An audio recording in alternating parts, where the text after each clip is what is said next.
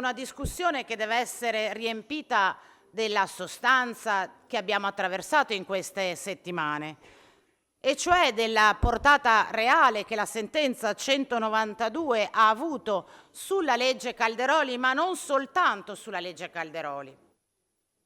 Io penso che il tentativo di sminuirne la portata sul piano complessivo della forma dello Stato, delle nostre istituzioni, e che la espone che ci dovrebbe imporre ad interpretare in profondità le risultanze di quella sentenza, dicevo, il tentativo di sminuirne la portata, io credo che sia intellettualmente disonesto, perché la sentenza in realtà apre una riflessione più seria a cui ci richiama attorno allo Stato e attorno al tema dell'autonomia differenziata, Presidente Zaia.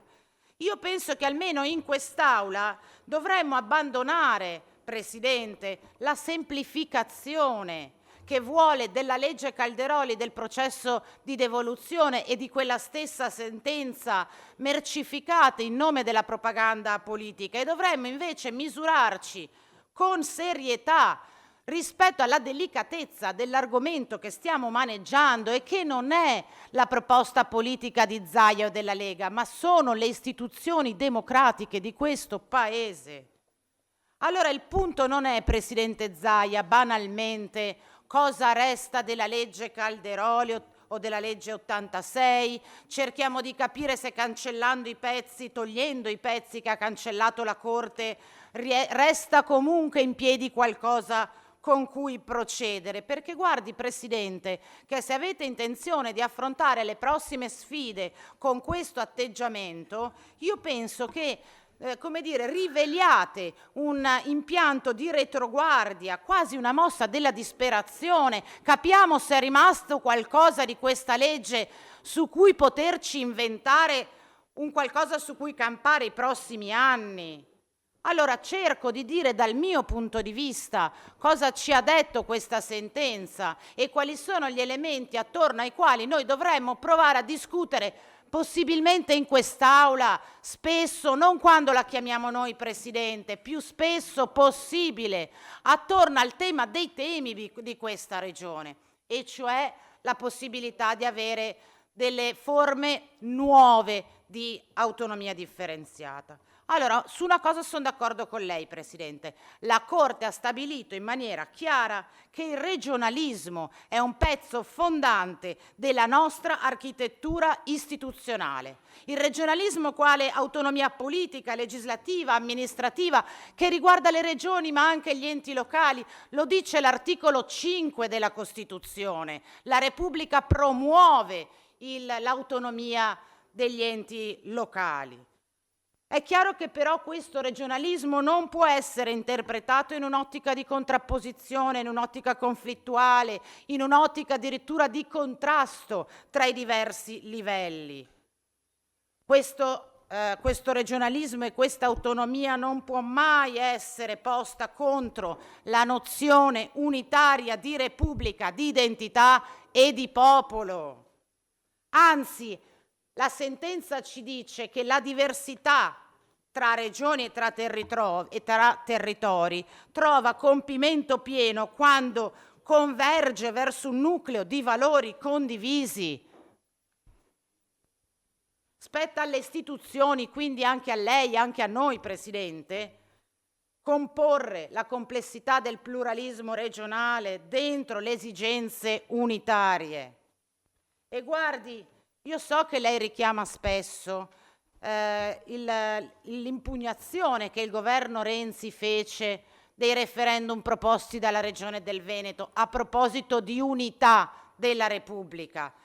Quando lo fa, dimentica di dire che questa regione, la sua regione, quella guidata da lei, propose un referendum in cui si chiedeva se si voleva che il Veneto diventasse una repubblica autonoma e sovrana e indipendente.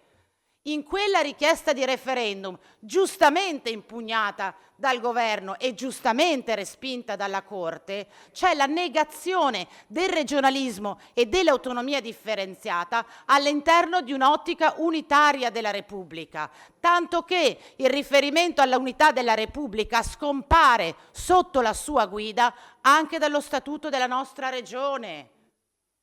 E invece la Corte in quella sentenza ci indica un orizzonte, quello del regionalismo dentro l'unità della Repubblica, e ci dice anche come perseguire quell'orizzonte.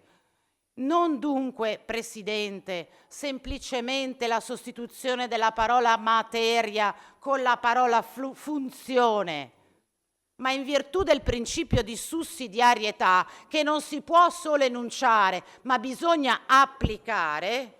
La Corte esclude l'esplicita attribuzione massiva di materie, proprio perché intesa come contraria ai principi generali di sussidiarietà e di collaborazione.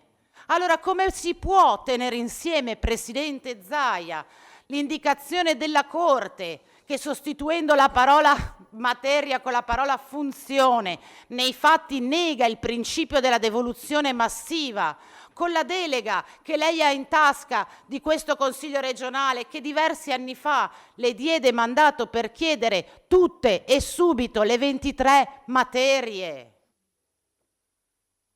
C'è una contraddizione profonda, anche se adesso vi vergognate ad esplicitarla, tra la vostra idea di autonomia indipendentista, isolazionista, di contrapposizione, tutte e subito le 23 materie, con ciò che prevede la Costituzione.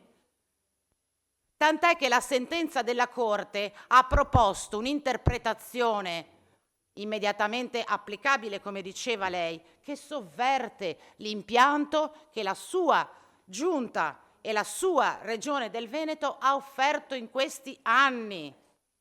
Perché la richiesta delle 23 materie non corrisponde alla necessità dei cittadini, risponde ad una logica politica, o meglio dovrei dire di potere, riassumibile nel famoso padroni a casa nostra, che non è fondata sui principi di equità e di adeguatezza, che sono i due elementi fondamentali che stanno alla base del principio di sussidiarietà, equità e adeguatezza. Sono queste le due parole cancellate dal suo impianto sull'autonomia. Essersi dimenticati l'equità nella richiesta per l'autonomia significa essersi dimenticati i bisogni delle persone, che infatti nella vostra richiesta di tutte le 23 materie subito, i bisogni delle persone sono utilizzati soltanto come metro per misurare quante risorse in più in tasca mi vengono. Al centro del vostro interesse, in riferimento al processo autonomistico, non ci sono i bisogni delle persone, non c'è neppure una migliore azione amministrativa da mettere in campo. I bisogni delle persone vi interessano soltanto come peso dei soldi in più da chiedere a Roma, e questa è la negazione del regionalismo come l'hanno inteso i padri costituenti. Tanto che anche sulla vicenda dei LEP, e su questo chiudo, il vero pilastro della legge 86 smontato dalla Corte, sappiamo che le attribuzioni per le specifiche funzioni delle cosiddette materie LEP è condizionato alla predeterminazione dei livelli dei diritti sociali e civili, ma la Corte dice di più, dice che anche nelle materie non LEP, laddove ci sia un'incidenza sui diritti sociali e civili delle persone, serve che il Parlamento fissi l'asticella. Quindi, e vado a chiudere per il tempo che mi è stato concesso e ringrazio la Conferenza Capigruppo per questo, quello che a noi preoccupa, Presidente Zaia, è che lei ha trasferito le sue liberissime e legittimissime convinzioni personali di esponente politico alla guida della Regione del Veneto, facendo incagliare la nostra regione, il nostro territorio, in una discussione inutile e infinita che si riproduce in questi 15 anni e che oggi, infatti, siccome la Costituzione la dovete rispettare anche voi, si traduce in una richiesta per le deroghe in caso di calamità della protezione civile. Se ci avete fatto collega, aspettare può chiudere, 20 chiuda. anni Hai per terminato, questo... grazie collega. Sì, finisco, No, Presidente. collega, deve chiudere per piacere immediatamente. Se pensate che questa sia la forma di autonomia che meritano i veneti, io credo che rischiamo veramente di andare fuori strada. Grazie, grazie.